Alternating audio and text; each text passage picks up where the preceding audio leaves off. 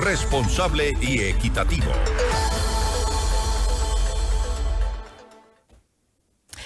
Y varios cantones del país se han visto enormemente afectados y algunos se han declarado en emergencia tras las fuertes lluvias de las últimas 48 horas.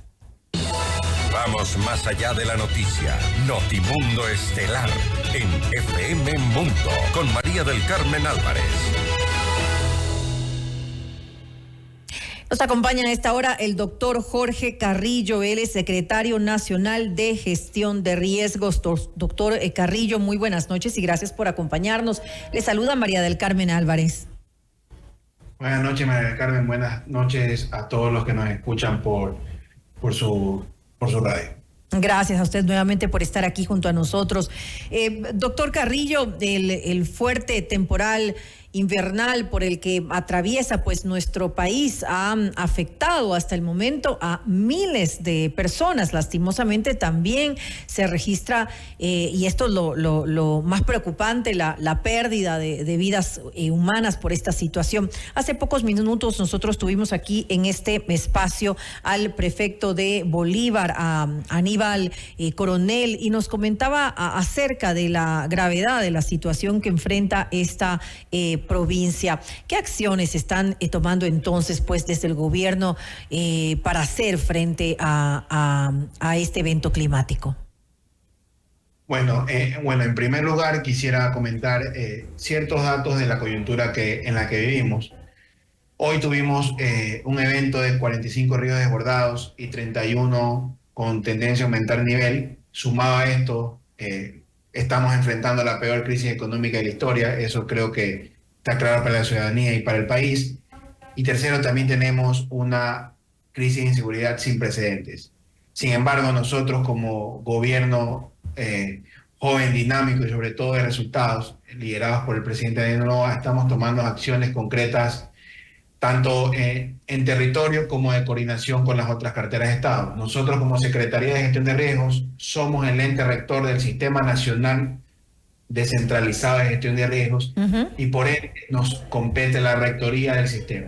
En ese sentido, hemos articulado el territorio. En este momento se encuentra todo el personal de la Secretaría en territorio. Tenemos en playas, en los ríos, en Guayas, en Esmeraldas, en la provincia de Bolívar, en Chone particularmente, que es un tema que nos preocupa. Entonces, en ese sentido, estamos articulando con las otras carteras y sobre todo con los gobiernos autónomos descentralizados, que son los principales responsables del territorio. Ahora, sí, efectivamente, parte de lo que nos decía el prefecto de Bolívar, Aníbal Coronel, era que él hacía pues un llamado al gobierno porque no han recibido, según nos decía, dinero para atender esta emergencia y que han tenido que atenderlo con recursos propios. Obviamente también habla de la deuda que se mantiene con los pendiente con los gobiernos autónomos descentralizados, pero sobre todo dicen que no han recibido ayuda y que obviamente son gastos que han tenido que de alguna manera atenderlos. Bueno, el prefecto de Bolívar puede indicar eso, pero nosotros primero tenemos que trabajar con los niveles de gobierno correspondientes. En ese sentido, nosotros nos hemos comunicado con los GATS en la provincia de Bolívar, con 3 alcaldes en particular, que son los cantones afectados por este temporal, ¿no? Está Echendía, el cual yo me comuniqué con el alcalde directamente y estamos articulando con él las acciones. De hecho, el día viernes vamos a estar en territorio en conjunto con él para recorrer las afectaciones, no solo del casco urbano, sino también del casco rural. Me he comunicado también con la alcaldía de Caluma y también con Las Naves. En ese sentido, nosotros estamos articulando con ese nivel de gobierno y posteriormente también vamos a articular con el provincial. Entendamos algo. Para nosotros atender como gobierno nacional tenemos que tener una solicitud por parte de los GATS, el cual indiquen que sus capacidades han sido superadas para nosotros, de acuerdo a la normativa, proceder como corresponde. Ahora, esto es emergente, ¿no? Me imagino que hay una respuesta inmediata. Por supuesto, el personal está en territorio y está levantando la información. Inclusive en algunos casos nos ha tocado a nosotros como Secretaría de Riesgos hacer el trabajo que le corresponde a los GATS para levantar la información de manera más rápida. Hemos articulado con el MIES hemos articulado con las otras carteras de Estado para tener esa información. Es un ejemplo, por ejemplo, en playas, que ya el día de mañana vamos a entregar 1.000 kits de asistencia humanitaria una vez que se ha conseguido el debido proceso. De acuerdo a la respuesta que tenga el GAT para hacernos la solicitud, nosotros actuamos inmediatamente. Eso no quita que estemos en territorio acompañándolo y asesorando durante todo el proceso. Es decir, si de alguna manera se informa a la Secretaría de Gestión de Riesgos que se ha rebasado este presupuesto que usted nos comentaba hace un momento, ¿en cuánto tiempo se podría enviar recursos para que de alguna manera ayuden a que los utilicen para hacer frente a esta situación? Tenemos un lapso de tiempo de un día a 2 días, dependiendo de la capacidad del GAT. Cuando los GATs ya tienen la experiencia del levantamiento de la información, pues se hace casi que en mediodía, y ya la asistencia igual está ubicada estratégicamente cerca de los lugares afectados para poder atender la emergencia. Algo importante que hay que mencionar es que en este momento el presidente Noboa, nosotros hemos podido adquirir 6 camiones más adicionales a lo que ya tenía la Secretaría para seguir movilizando asistencia humanitaria a las comunidades donde se lo requiere. Usted nos hablaba de este desbordamiento de 45 ríos que se ha generado por las últimas lluvias que se han registrado. Revisemos un poco las cifras que deja hasta el momento el embate de la naturaleza aquí en nuestro país. ¿Podemos analizarlas un poco? Sí, nosotros hemos hecho un corte desde el 29 de enero del 2024, que fue la fecha cuando los institutos técnicos científicos nos indicaron que la época lluviosa normal en nuestro país ha sido influenciada por el fenómeno del Niño, es decir, por la temperatura alta del mar. Entonces, en ese sentido, tenemos al momento, lastimosamente, tenemos 6 personas fallecidas, tenemos 27.115 personas afectadas, 295 personas damnificadas que están siendo atendidas en este momento por parte de la Secretaría, 5.401 viviendas afectadas, es decir, que tengan algún tipo de daño, 50 viviendas destruidas, 18 kilómetros de vía afectada. Esto resume las vías de primer orden, segundo orden y tercer orden, y aproximadamente 1.200 hectáreas de cultivos impactados. Esto con datos a corte del día de hoy. La información se sigue levantando en este momento y conforme vayan pasando los días se va a ir actualizando esta información. ¿Cuántos albergues se han tenido que activar justamente para atender a estas personas que han visto sus hogares o sus viviendas afectadas, o incluso en muchos casos las han perdido por completo? Bueno, en este momento hemos activado durante este lapso que le estoy comentando 9 alojamientos temporales en el cual se están hospedando 26 familias y tenemos un número de personas alojadas de 83. Ahora, doctor Carrillo, esto es algo que ocurre pues todos los años. En realidad, ahora puede haber tal vez alguna afectación, alguna influencia por el fenómeno del Niño, pero siempre tenemos una temporada invernal fuerte. ¿No se deben ya tal vez tomar medidas concretas para prevenir, que es lo más importante, ante todas las afectaciones, para que no lleguen a ser tan graves las consecuencias? Porque contra la naturaleza no podemos hacer nada, eso va a ocurrir, pero de alguna manera trabajar de la mano, por supuesto, de los GATS para evitar que pasen a mayores pues el problema por los embates de la naturaleza. Sí, mire, esa es una excelente pregunta y me da la oportunidad un poco para explicar en qué sentido está trabajando la Secretaría respecto a lo que usted comenta. En primer lugar, estamos trabajando con los gobiernos autónomos descentralizados para que dentro de su plan de ordenamiento territorial, antes no se hacía, se incluya la ley de gestión de riesgos y la gestión de riesgos de desastres como parte transversal de su gestión.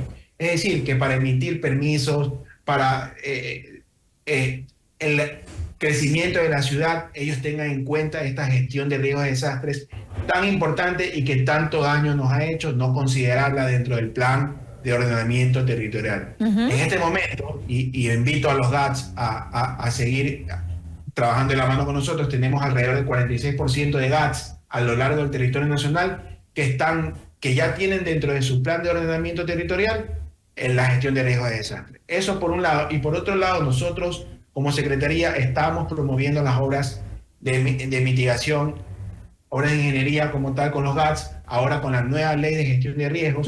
Recordemos que una de las bondades de la ley de gestión de riesgos es que ahora vamos a poder trabajar en las 3 fases de las 4 que conlleva la ley de gestión de riesgos. Vamos a trabajar con COEs de reducción de riesgos, donde vamos a poder evaluar qué obras son necesarias para prevenir esto que usted bien menciona. Vamos a trabajar obviamente en el Comité de Operaciones de Emergencia, que es algo que normalmente se hace en el Ecuador, pero la gestión de riesgos no es solo la respuesta, también tiene que ver la reducción y adicionalmente la última fase, que es la de rehabilitación. Es decir, va a haber un COE especializado para ver el tema de la recuperación y la rehabilitación de los sectores donde han sido, digamos, afectados de alguna manera. Entonces, que esto, sin lugar a dudas, es importantísimo, ¿no?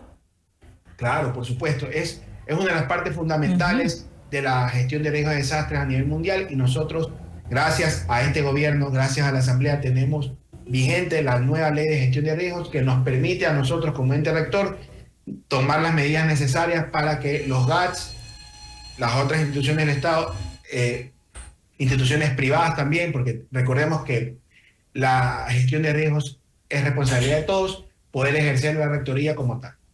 Ahora, esto también implica que haya mayor control, digamos, en las poblaciones que están en zonas cercanas a sitios de riesgo, digamos, muy cerca de ríos, que finalmente pueden, por esta situación climática, llegar a desbordarse, que se encuentran en peligro. De alguna manera también esto forma parte de la planificación, de este plan que tienen preparado para prever que se den este tipo de desastres.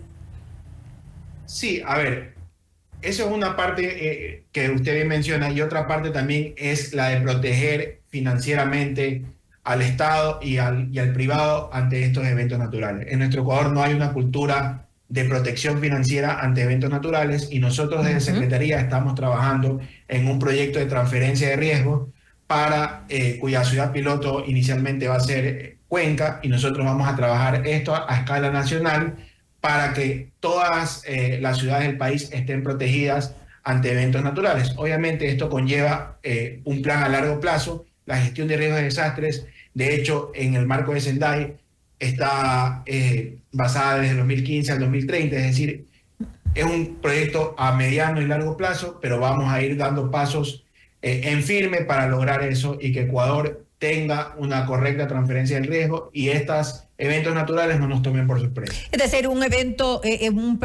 plan a largo plazo que implicaría que no importa quién esté en el gobierno, va a avanzar porque ya se ha planificado de esta forma.